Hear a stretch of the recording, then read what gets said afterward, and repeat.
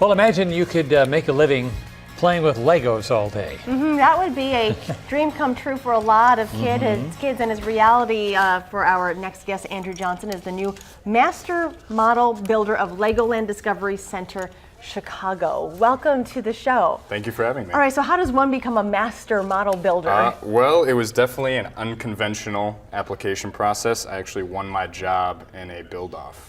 You won the job. Yeah. And what did you build? Well, it was 3 rounds.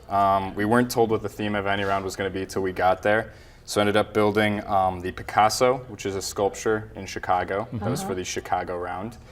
We had a round based off our workshop, which we only were able to use 30 pieces. And I built the Lorax from the new Dr. Seuss movie.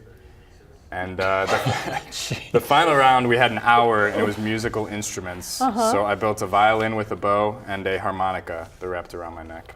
Did you start as a young, well, I mean, you're young now, but I mean, as a little kid playing with Legos? I definitely did, yeah. And then I kind of shied away from them growing up, and the past 4 summers I've worked at a camp with Lego, so I fell right into it.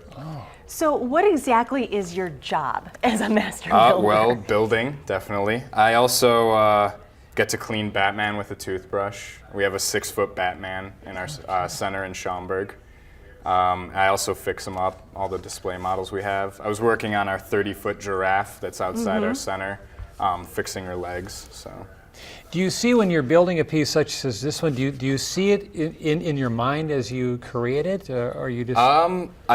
It depends. Sometimes I use a program for bigger things where that is just too time consuming. I just go kind of trial and error.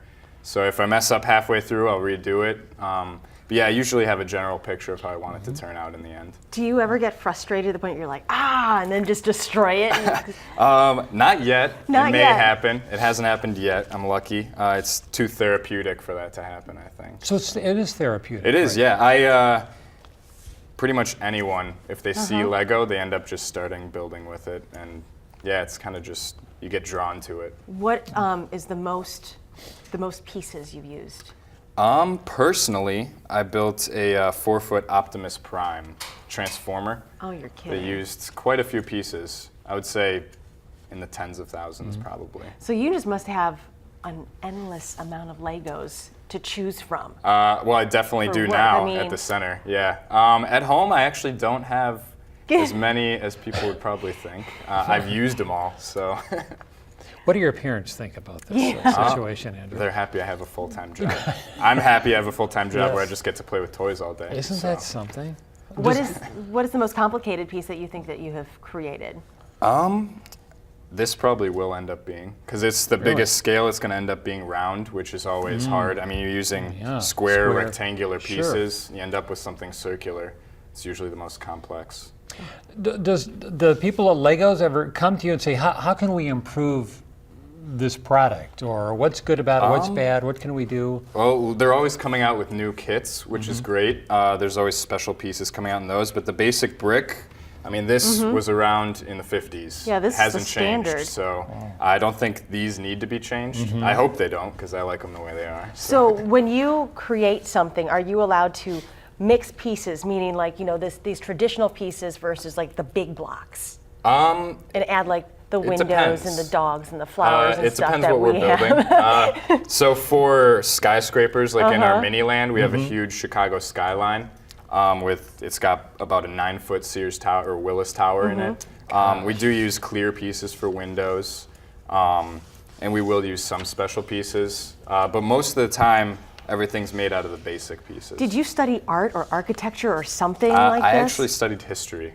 See, history major, and now he's doing Legos. How do you, well, whatever. We It can't translates even. well. Us trying to build something with Legos, we just fail miserably. So. Just got to keep at it. All right, and again, you are going to be making. I will be making Excalibur, Okay. complete with the sword. So How sword long and the did it stone. take you to make this? That actually did not take too long. I couldn't even put 3 of them I together. know. Wow. Gosh, all right. That's unbelievable.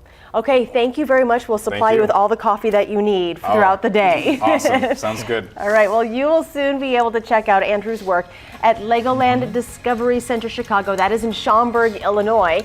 I like to call it IKEA, Illinois. And don't forget to tune in to News 3 at noon to get an update on his progress. And Mark and Susan will reveal the finished product tonight on Live at 5. We'll be right back.